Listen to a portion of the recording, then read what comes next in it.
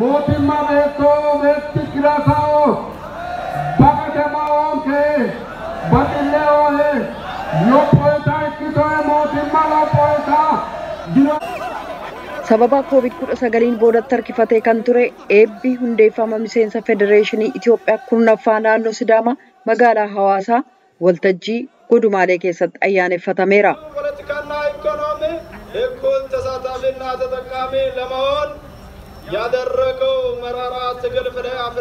Afaan yaa'iin mana maree federeeshinii Itiyoophiyaa obbo Adam Faaraa Sidaamaa bifa heera kabajeen naannoo ta'ee hundeeffamuun biyyattii keessatti argame ka jedhan ba'ii jijjiirama siyaasaa ta'uu dubbatanii hundeeffamni haaraan kun nageenya misoomaa fi bulchiinsa gaarii naannoof bu'aan qabu yoo ta'e faayidaa isaarra miidhaa isaatu caala jedhaniiru.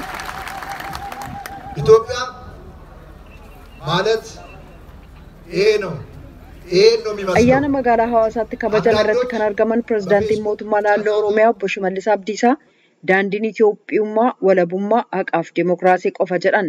Sirna eebbaa sana irratti aangawoonni federaalaa sadarkaa olaanaa dippiloomaatonni fi abbootiin gadaa akkasumas jaarsoliin biyyaa argamaniiru. Ayyaana kana irratti uummanni Sidaamaa fi magaalaa Hawaasaa kumaan lakkaa'amu kan argame yoo ta'u kanneen kumaan lakkaa'aman uummanni naannoo Oromiyaallee irratti argamaniiru.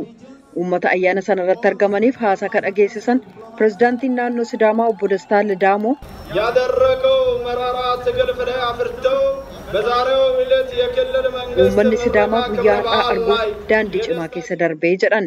Qabsoo hadhaa'aadhaan injifannoon argame kun faayidaa uummataaf gargaaramuun barbaachisaadha ka jedhan pirezidaantichi jijjiirama sanaaf deeggarsa ka godhe uummata Itoophiyaaf muummicha ministeeraa Abiy Ahmediin dabalatee qaamotii kabiroos maqaa uummataan galateeffataniiru.